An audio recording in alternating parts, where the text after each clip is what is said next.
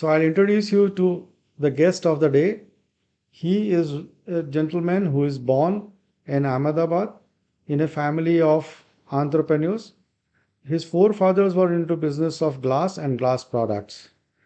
He completed his engineering from Nirma University, Ahmedabad, and then went to complete his industrial engineering from Georgia Tech, USA.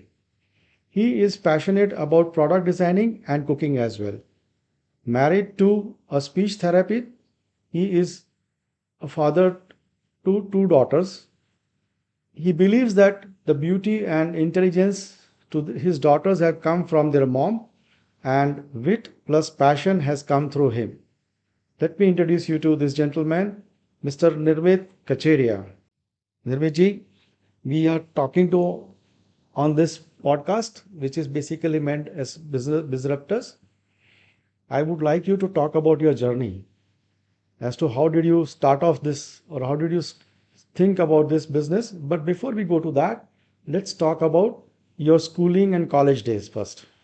Sure. Being a parent now myself, I appreciate the kind of atmosphere that I grew up in. And I consider myself very fortunate to have the set of parents that I did. Their love of food, art, culture has flown into me. I remember in my childhood, my father loves reading, and we had nothing less than 20 to 30 monthly periodicals in our house. From magazines, everything from India Today to Interior Digest to advertising and marketing to lifestyle magazines. We used to read all kinds of magazines, and that has influenced a lot of my thoughts, a lot of my likes and desires. So, growing in that atmosphere where my parents were very open to trying new things and very liberal in that sense, I have inherited that same thought process as well.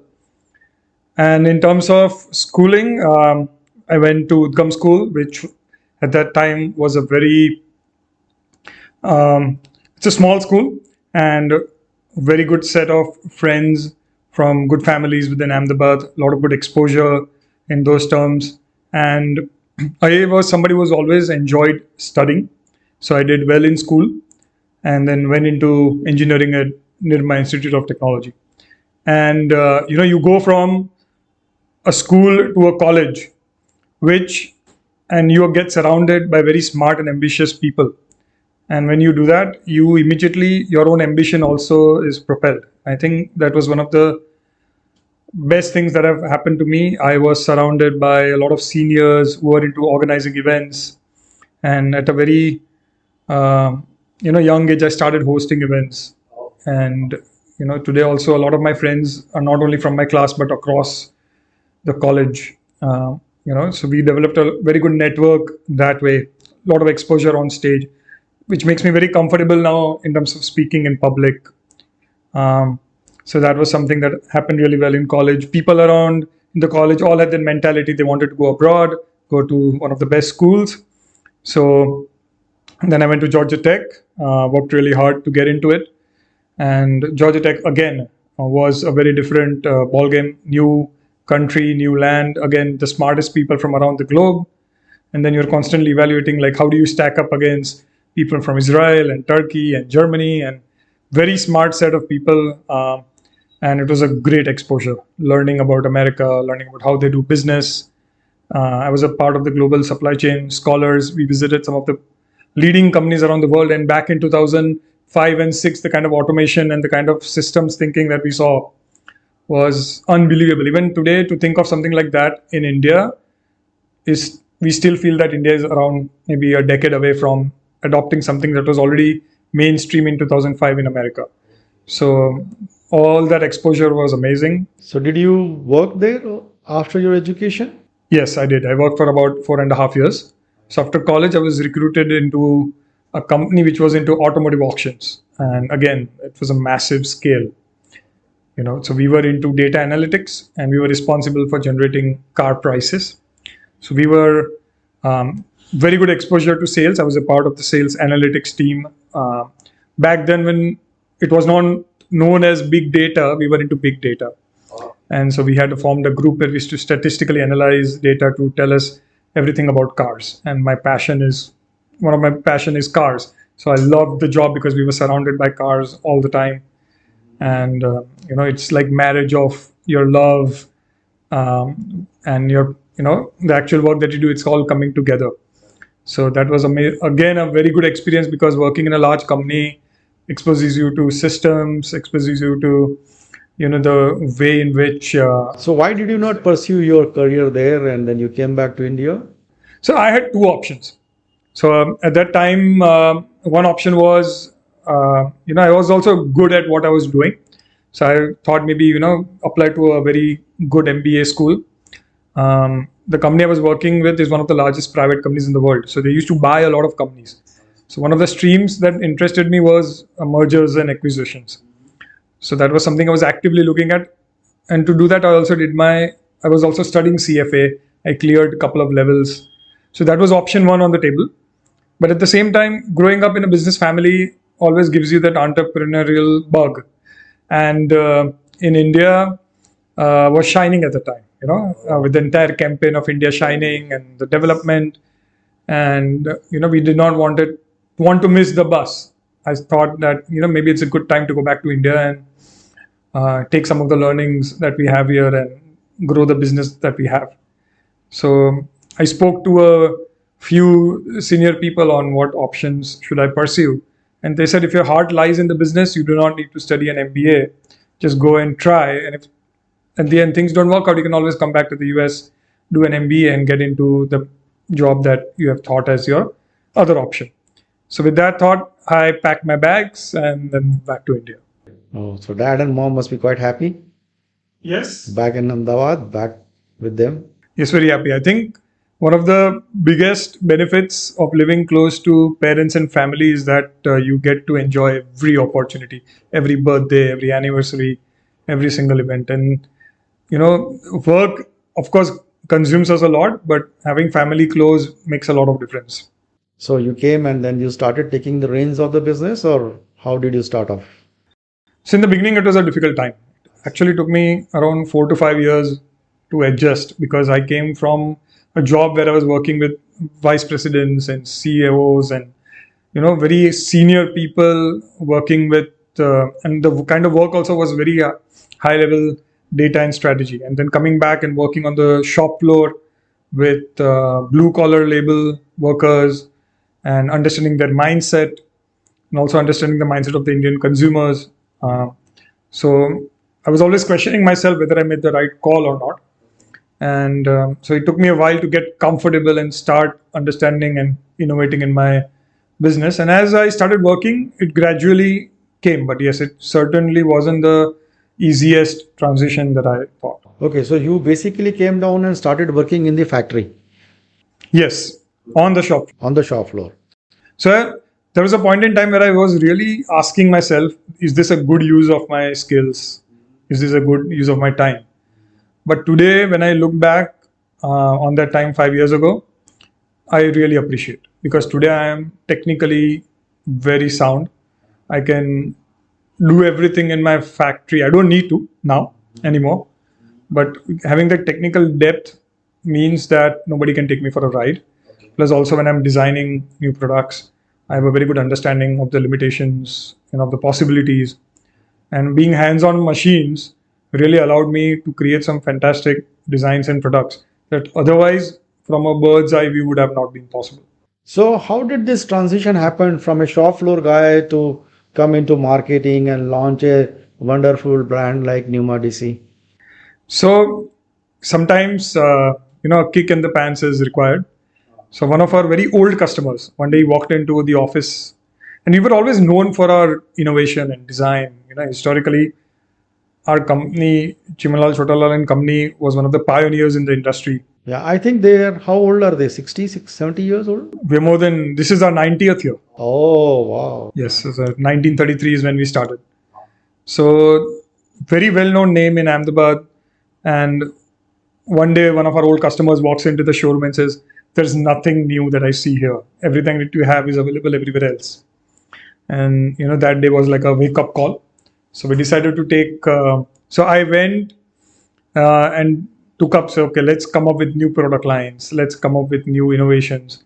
And so then when we started experimenting, and once you set on that journey, things start coming. You start, your mindset shifts, you are looking at opportunities all the time. And I was very lucky to meet few good mentors along the way who really taught me the value of making a very high quality product. And that mentorship was very crucial in my own thinking, because today I have really embraced that approach. And yes, then we started developing products for our customers here. So we started making mirrors with light, and it was a really, really nice product that we made, much better than what's available in the market. Then one day, one of my friends said, Nirmeet, why are you happy with making 10 mirrors a month? Why can't you make 100 a month, 1,000 a month? And that really got me thinking, is like, why are we limiting ourselves? And so I took up the challenge. And then when I said, okay, now we will think of making 100 a month, then we said, okay, we cannot sell all 100 on our own. So that's when I started moving across India and looking for people to distribute our mirrors. And that's how the brand Numa was born. How this brand? Yeah, that's very interesting. I would like to know NumaDC is how did you coin this brand? So mirror was our first product, and I went on a visit to Hyderabad, and we went to Falak Numa, which is a heritage hotel owned by Taj. And once upon a time, it was one of the. It's a gorgeous palace. It was the residence of the Nizam of Hyderabad, who in his prime was the richest businessman in the world, and he has built this really opulent residence. And when I read what the name meant, Falak Numa means mirror of heaven. And since I was looking to start something in mirrors, that name Numa kind of struck with me. And Numa is very sweet sounding name. It means reflection. It means mirror. So, the name was available, so we went ahead and registered it. And fast forward to 4 years later, I end up meeting this gentleman called Mr. Manoj Arora, who is an expert in glass and ceramics. And he had a brand called D Crystal, which is into glass. And we started collaborating on a product line together, and we enjoyed working with each other so much. We decided to join hands and launch a new brand, which is, an amalgamation of Numa and D Crystal, which is NumaDC. So that's how we launched the brand. So, how are you making your products, this NumaDC products, unique? So NumaDC, we have around 6 product lines. We have doors, we have partition systems, we have mirrors, we have cabinets, we have backlit wall systems, and we have luxury glass surfaces. So in this product range, we are primarily catering to high-end interiors. And that was a conscious choice I made looking at the market, that we want to design very high quality, very aspirational, desirable products. And so based on that, the things that matter the most, that make it unique, are the kind of designs that we bring into it. So we have designers on board that we have brought in from very reputed institutes. We do a lot of research and development. We spend a lot of resources. I think we are one of the only companies in our space who are doing it so proactively. And we started coming with a lot of unique concepts, and immediately they were very well recognized by the market, and very different. So that is one. Also in India, most of the low-end market is full of low-quality products. Just a lot of copycats, whereas the high-end market is mostly served by imports. And in India, there is no shortage of talent. Mindset is evolving. So if we decided that if we can provide the right platform and the right business, then we can attract very good talent, make very good products. We do not need to, bring such things from abroad. We can make such high quality products right here in India and sell them. So this is how, so what makes us unique today is the kind of things we are using to make the product, and also the kind of designs that we are bringing in. Do you face a lot of challenges from Me Too type products which are available cheaper in the marketplace? So that challenge is always going to be there. The moment you have a good product, people will always try to copy you. And one of the things we have to do is we have to stay ahead of the curve. So something we do very proactively is keep on evolving our products. There are changes that we have from our own observations, changes from the market. So one of the things, we're always a step ahead. And the second thing is that the kind of customers and distribution networks that we are building today is also the kind of a moat, because building a distribution network in itself is a lot of work. And it gives us scale, it gives us the platform, which is not easy to replicate. So of course there are challenges, but there are a lot of things that we are doing today is I think will help us in the long term. Okay, so let me ask you a very interesting question is that what are you doing to build this brand NumaDC? Exactly, you want to place it at a niche level. So what exactly are you doing about that? So today, luxury in India either means Italy, it means Dubai. So why does the Indian consumer, the top 1% or top 0.5%, they have the resources and they have the money to buy anywhere from the world. They're not limited. There is no constraint in terms of time, in terms of money, in terms of accessibility. So that our challenge is that how do we position ourselves against Italy? How do we position ourselves against the leading brands of the world? And we feel, having looked at what they are doing, is this is something that we can also do. We have the self belief, and not only that we can do it, I think we can do it better than them also. And we are very confident in this regard. And so then it comes to the fact is that how are we positioning ourselves? If we always position ourselves as substandard to what we are getting from above, we are never going to change the mindset of the consumer. So in fact, we are very confident in projecting ourselves as a better alternative. So we can give you more product, more service, better design, and the kind of constraints that exist in India. In India, people want a lot of customization. They want faster deliveries. They want after sale service. So all of these things, we are building into the brand. So luxury is all about time. Luxury is all about the quality. Luxury is all about convenience. So we are using all these as the pillars of our brand. So we are coming up with a brand new showroom. It's a flagship showroom. It's one of its kind. I do not think in the kind of products that we are doing, there is any other showroom in India which is going to come close. We have come up with a concept called 24/7. So you're a businessman, and you don't have time during the day. Even if you do make up the time, you're always on phone calls and emails and everything. So you're always distracted. So we say, okay, if you want to come at 12:30 at night when you're free, your mind is free, you're welcome. So with a prior appointment, you book and a night appointment. Maybe you say, oh, I want to come to the store when I'm out for a morning walk at 7 a.m. You're most welcome. So we will see you. We will show you at the time of your choosing, because luxury is all about time, and the time is a very valuable commodity for the wealthy people. So this is something that we are offering, and this is also we are defining luxury in this way, that you are a master of your time, so you can. So how many stores across the country are you coming up? So we already have a few stores in the country today. We are present in around 5 to 6 cities. We are also executing projects in more than 12 cities in India today. Do you have distributors all over? Yes, we have distributors all over India, and we're working with the leading distributors across the country. So our dealers today are mostly number one in their markets, and we've got a very good working relationship with them, because they understand luxury, they understand products. Nirmeet bhai, what about exports? Have you gone back and sold to western part of the world?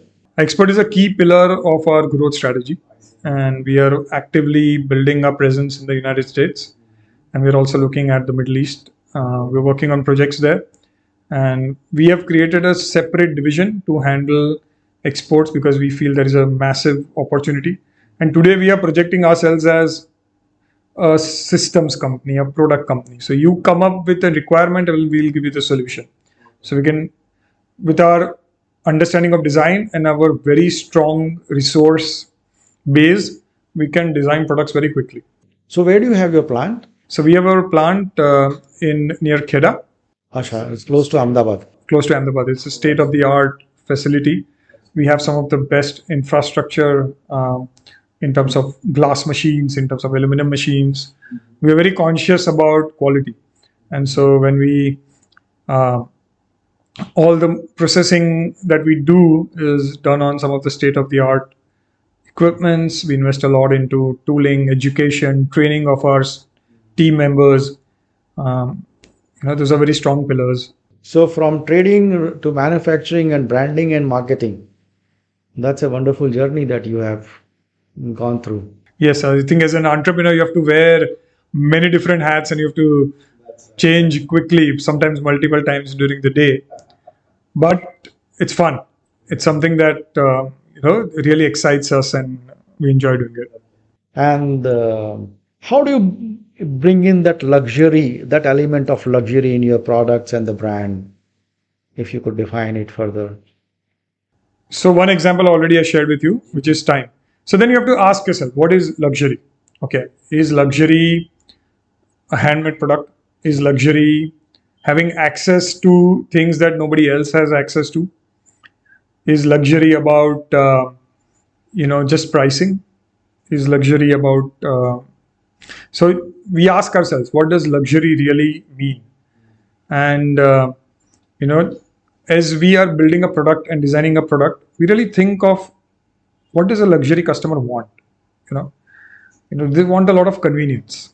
We try to experience that. You go to you go to have a dinner at a 5-star hotel. They take care of you every single way. They make you feel welcome. The way they serve the food, the way they take orders, the way they make sure that if you're having a glass of wine, or even if you're having water, they make sure that it's always been refilled. The kind of attention that you get. The food is good. You can also have the same taste even outside, but the entire service which is tied in with the food elevates it to a different level. If you take the same food home, it is no longer luxury, right? So what we are doing is tying all these facets together. So one is the kind of materials we're using, the way we are making, the finishing, the quality, the design. Design is a big factor. We're investing a lot into design because it's a differentiation.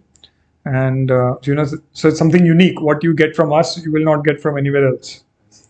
Then the whole concept of time, the whole concept of services, giving services as quickly as possible. Then luxury is also about making the customer feel valued. Make sure that we complete their work on time, to their expectations, accommodating special requests. Because if somebody's spending money, they will want to get the things done their way. So as much as we can do, we are going out of our way to also accommodate those desires and doing it. So all these things together is luxury. And again, coming back to our display, the reason we are investing in a very high quality display and a large showroom with a lot of design options for the customers to see is really to give them a world-class experience from day one. I mean, today, if people want to shop, they will go to Dubai. Why do they go to Dubai? Because the whole environment there is very welcoming. They like spending time in those environments. So we're trying to recreate that high quality environment in our showroom, that you walk in and then immediately you say, wow. And, you are impressed by the things on display. So we've actually made a very nice theater. As you walk in and you go around this store, there are moments that we've designed that really make you say, wow. It really elevates. So where is this flagship showroom of your coming up? So it's coming up in Ahmedabad. It's coming up on Sarkhej Gandhinagar Highway. It's one of the most premium locations in the city. It's next to Crown Plaza in Shapat 4. Okay. So when do you plan to inaugurate this? We plan to inaugurate the showroom end of March. Okay, Nirmeet bhai, one question which keeps on always bothering me when we talk about luxury product is that how can these high-end luxury product be made accessible to a common person? So that's a very good question. I mean, luxury and common are actually in. If you ask yourself, is luxury a well-made product? Okay, then I would say a well-made product should be everybody's right, because the customer is paying money, they should get a well-made product. Okay, so if we talk in those terms, a good example would be to take Apple.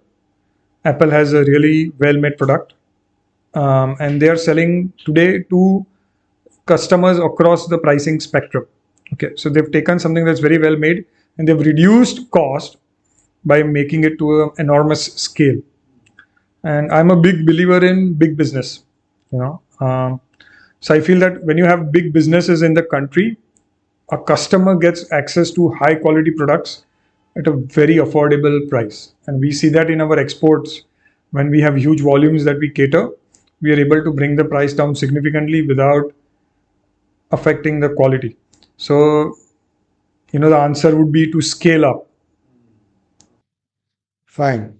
We have also come across, where we see luxury brands often using history and architecture in their products to basically entice customers. What are your thoughts about that? So I feel all luxury brands take inspiration from multiple sources, and trends keep cycling back and forth. So what is popular 20 years ago might suddenly become popular again. And we always, all brands are led by designers, and designers also change. So when a new designer comes in, it's their way of thinking. So I would say that it's not one strategy that luxury brand uses, it's part of a multifold strategy. And our culture, our history, I mean, throughout the world, when I say ours, I would say throughout the world, we have a lot of amazing inspirations, whether you look at, you know, intricate designs in Islamic monuments, or whether you look at, Italian heritage design, or, even the German minimalism movement. There are so many areas you can draw inspiration from, that as a designer, if you look at something and then you feel, I want to incorporate this into my product in some manner, then you would go ahead and do that.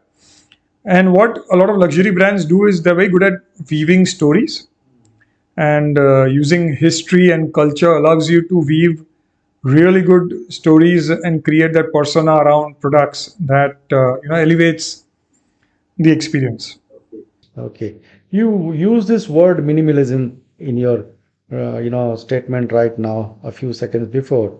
Now, how do consumers, adopt to this word when they come to you? Are they more concerned about it, or they want more of it? How is the present trend today?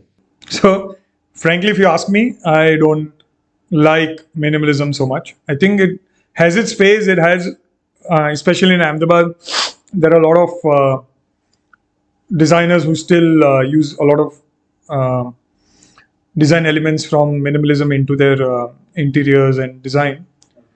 But I feel that when you take something, minimalism is all reducing the design, simplifying it. But then the concept of materials and the concept of finishing is very important. But unfortunately, what happens is that while the design is minimalized, the finishing and material is not up to the mark. Okay. So then it doesn't tie together. Also, I feel that where you live, what you wear, what you do, everything is an extension of yourself. And one of the things that I would encourage people to do is develop their own taste. Once you start developing your own taste, then the kind of things you purchase, you wear, it should reflect your taste. Okay. And our surroundings is so much full of, you look at nature, you look at history, you look at even the kind of futuristic designs that we are seeing today. There is so much out there that you can really develop taste and express it. And I feel minimalism will slowly fade away. I think it's there up to a point, but then you look at very ultra high end interiors. As an example, a Rolls Royce is not minimalism. It's quite the opposite of it. So the higher the brands today, you have BMWs with very large front facing grills, and the Lexus has a large grill. Everything, the India has become an SUV nation today. Everything is large and a lot of chrome. So even if you look at our clothes, if you look at the Indian wedding clothes, everything is, there's so much design and so much hard craft work. There is so much into it. There's so much things that you can appreciate. Whereas minimalism does not give you that much scope for appreciation beyond the form. So I feel personally, it's there. We are design agnostic when we are coming to selling to clients, because we have clients who come from all sides of the spectrum. So we make sure that we have products that cover minimalism as well as people who like a lot of design. But if you ask me personally, would I make my home that way? No, I won't. Good. So, Nirmit bhai, we see a lot of, high-end products coming into play and all that. So, what is your idea about, using these products in, when it comes to marketing from your end?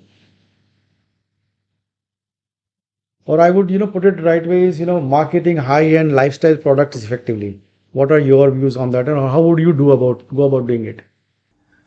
So I feel that India has a lot of talent. We have a lot of design talent coming out of schools.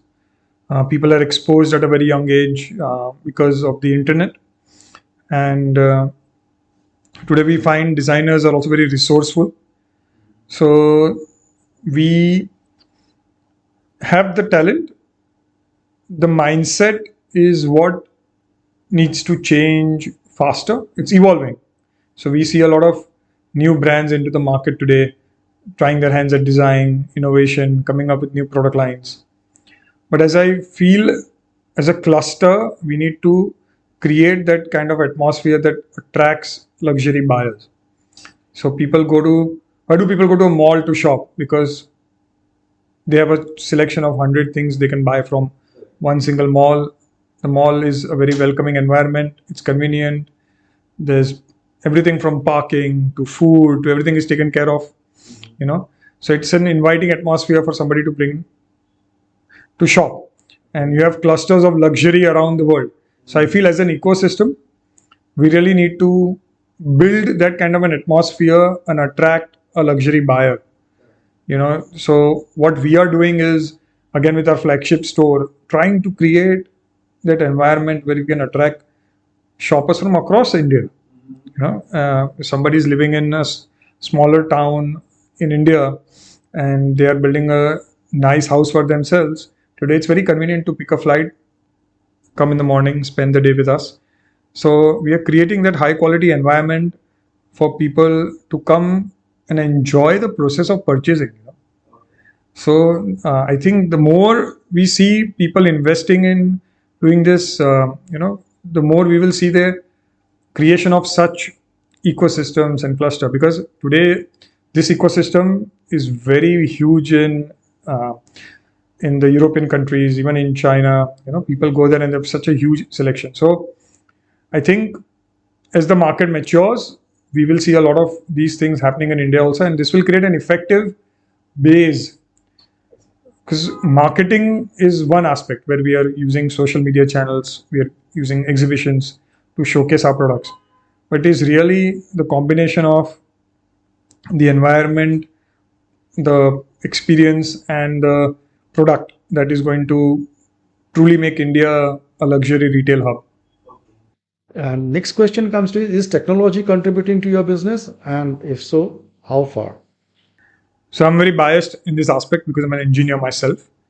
And I would say that if, as a business, if you're not making technology your core, then you are really missing out a chance to, really optimize the manner in which you do business. And also, I would say long term, it will affect your survival. So today, technology, we use it in multiple ways. One is the way we are designing products. So we have a lab where we have 3D printing machines. We are prototyping every day. We have design workstations. We have rendering workstations. We are very quick at design and iteration. We design a product, immediately render it, 3D print it, test it. So the speed at which we are able to create new designs and products and respond to our customers' requirements is very fast. We are automating the entire process of creating designs which go into production, which is again very unique because uh, even globally there are very few companies who are investing in resources. But today, if a customer places an order, we've got the capability to take in that particular product into production within minutes. Otherwise, it will take one engineer an entire day to create that product.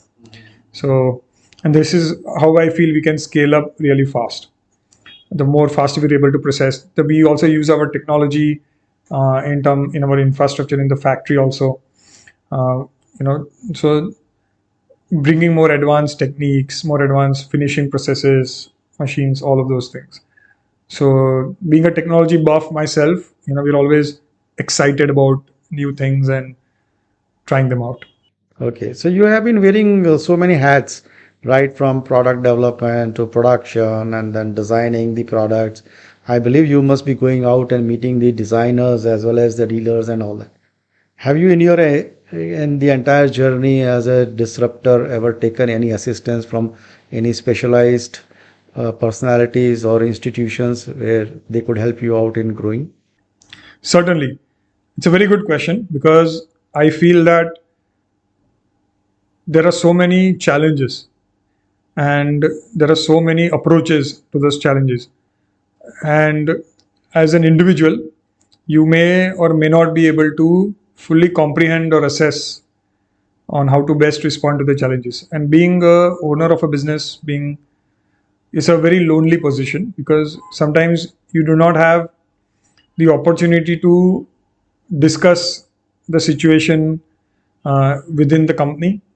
Um, and even amongst the peer group, if the peer group is not in the same boat, then it's very difficult to get a very neutral answer, something that provokes your mind and forces you to think on all sides of the coin because sometimes you're very biased by your own thinking. um, Also, you tend to miss out on certain important things. And so we did hire a professional coach, and he worked very closely with us for more than 18 months looking at every facet of the business. And we undertook major recommendations that came through that interaction. And today I'm glad that we are already seeing the fruit of that implementation. And so I would, and what that interaction has done is also opened me up. So today I'm very open about my company and the challenges, and I'm regularly talking to people. And I've benefited tremendously by just talking and listening. Okay, wonderful. Nirmit bhai, we have coined that word called scoop, which means the success code of ordinary people. What, according to you, is your scoop? So my scoop would be that it's number one thing is that perseverance. The entrepreneurship is not easy. It's a gut punching exercise. So you must have the perseverance to sail through all opportunities. We have had a lot of challenges in the past few years, and you need to wake up in the morning and motivate yourself to go through it. And you know think things don't improve on their own. It's only you who have the power and the capability of changing the scenario. So that is something that embrace the reality is kind of the motto I have embraced. I've embraced that. So you don't joke around. You just say, okay, this is the real thing. This is what I need to do, and this is what I am going to do now. So that is important. Second thing is, of course, we are always thinking about improvements and innovation. Both, in my opinion, are extremely necessary. Improvements are necessary because, as I said, competition and feedback is always, there's a lot of feedback when it comes to products, and there's a lot of competition also. So you have to make slow and steady improvements in your products every single day, in your services every single day. And we have a very, very deliberate process about that. And innovation is, we're already always working on new products. I mean, it's our passion, and sometimes you have to tell us that, okay, stop, finish, a lot of the innovations that you're, or product development you are doing. But in my opinion, having a steady stream of product lines is important, because you never know what is in trend today may not be in trend tomorrow. So having multiple sources of revenue and product lines is good. And now we feel we have a lot of expertise in resources. So we are very confident. As a product company, we have matured a lot in the last 5 years also. So it's so that's three. And fourth, I would be is keeping a very open mindset of learning. Today, I am very open to criticism and understanding, and creating a dialogue. I talk to a lot of friends, family, and talk openly about the business challenge. I'm not shy about that, and seek inputs. And it does not necessarily mean that I will do as what others say, but it's just good to seek inputs and then analyze from that perspective. So I think those, in my uh, scenario, I mean, in my opinion, are the things. People would say hard work, but I think everybody works hard. Hard work alone doesn't get you anywhere. So smart work means delegation. Delegation, I think, yes, is a very important recipe. I think one of my biggest learnings is delegation. So um, I have promised myself that I will make myself free now, and not do anything. Oh, come on. No, I don't, I beg to differ here. I don't believe that, because I'm told that entrepreneurs have a different set of energy, as do the champions have. So when you say this, are you not contradicting your own statement saying that, I'll be free? So when I say free, it does not. It might mean that I'm going to play golf. Yes, I like doing that. When I say free is an example. I would say recently we had a business trip to the Middle East. Okay, and we realized that there is so much opportunity globally. It's massive, and if you tie yourself up in a single city dealing with the same set of clients and issues and things every day, then you will never have the opportunity to tap the resources globally. So when I'm saying keep myself free, is keep myself free of day-to-day operations. Keep myself free of actually doing the nitty-gritties also. I can come up with a high-level vision. In fact, I would proudly say that I have members in my team who are much better at doing things than what I can do. So I can tell them that, okay, you need to make this design for me. These are the parameters, and then I leave them to it. And then when we have a review meeting, and we do a lot of feedback, but yes, I'm not. I was the one 5 years ago sitting on a computer and designing the product, but today I'm no longer doing that. I'm today, for me, I've realized my better use of time is just looking out for opportunities, going and meeting people, creating that initial introduction, relationship, investment, uh, in that manner. And it's okay to be free. I don't want to feel guilty that I'm not doing something all the time. I think if you keep your mind free, you might get more thoughts, which might be a more productive thing in the long run.